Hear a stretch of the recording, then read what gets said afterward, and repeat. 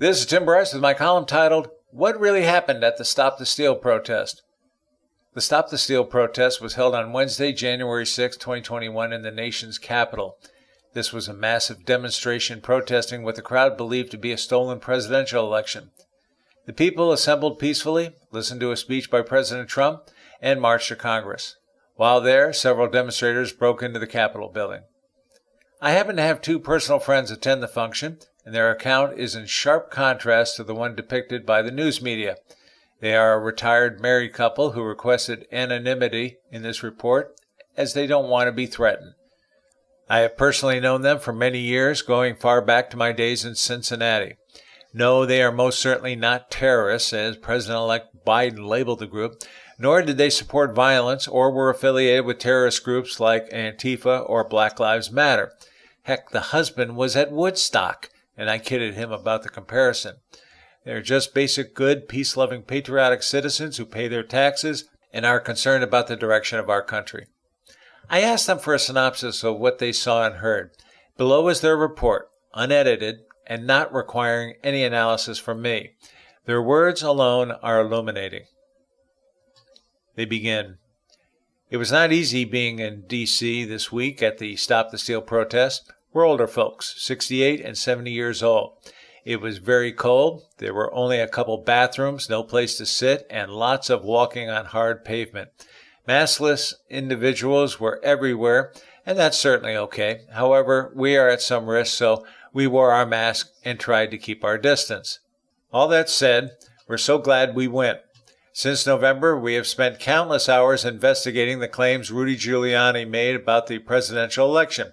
We have watched at least 20 hours of live testimony held at state legislatures by people who had signed sworn affidavits of the election fraud they personally witnessed. The testimony of literally hundreds of witnesses was riveting and quite shocking.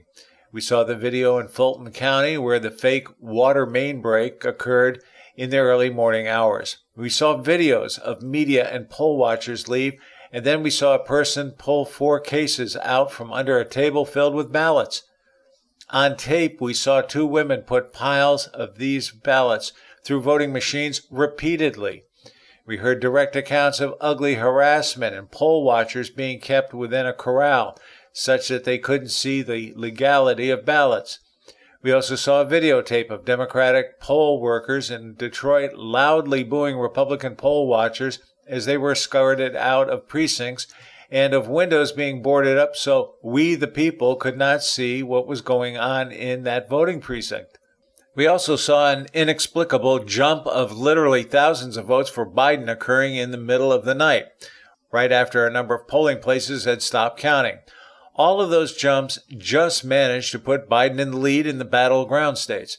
We also researched many of the strange anomalies associated with this election, such as Trump winning 17 out of 18 bellwether counties and Republicans unexpectedly winning a number of House seats in spite of Trump losing overall and Democrats winning none of the toss-up seats.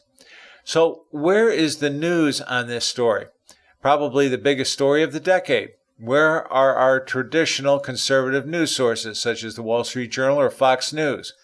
Where is any mainstream coverage anywhere reporting on this? They are nowhere. And that is exactly why we went, to protest the lack of coverage and to stop the steal. We are now witnessing corruption on a scale we never imagined here in America.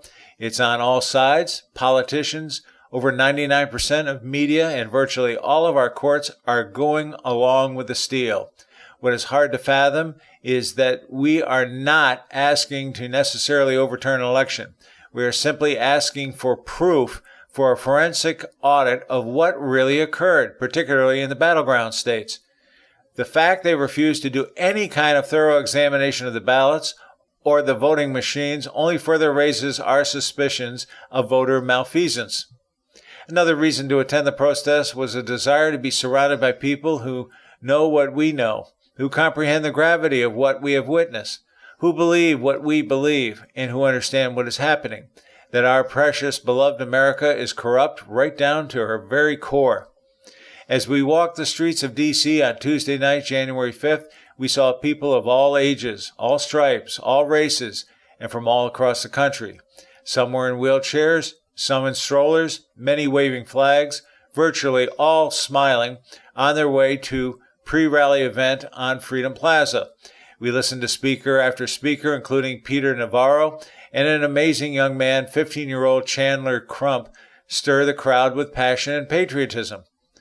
On Wednesday, January 6th, we headed toward the Ellipse where President Trump was to speak. On the day, we were again impressed with the camaraderie of the crowd. It was such a relief to be around like-minded people. We passed a number of Chinese people who held up signs and gravely passed out literature on the dangers of the CCP. They were in the right place. Trump gave an excellent speech about his hopes and fears for the future of America. He was certainly not advocating violence as the media has so gleefully proclaimed. After all, he was simply stating what we already knew. He was being his usual blunt and straightforward self, expressing his concerns of a corrupted election and how terrible this will be for our country. We have never been to a Trump rally before, so we cannot speak from experience, but we detected an undertone of his sadness.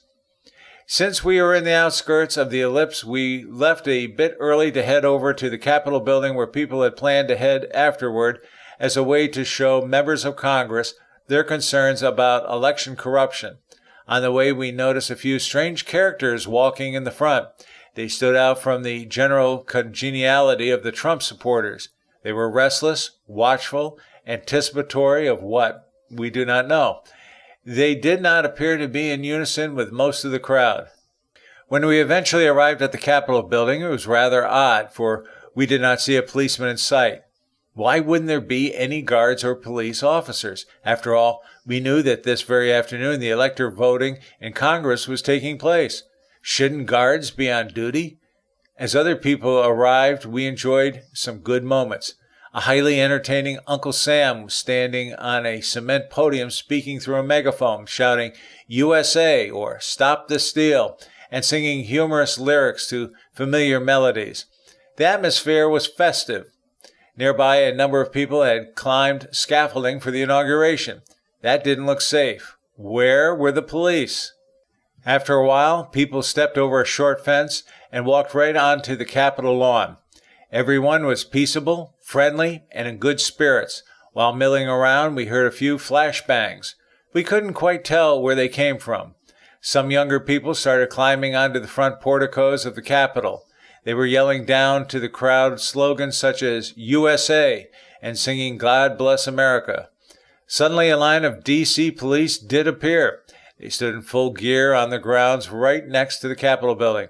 They were there for maybe 5 minutes, and then they disappeared around to the other side. At one point, a gentleman approached us and told us he was from Switzerland.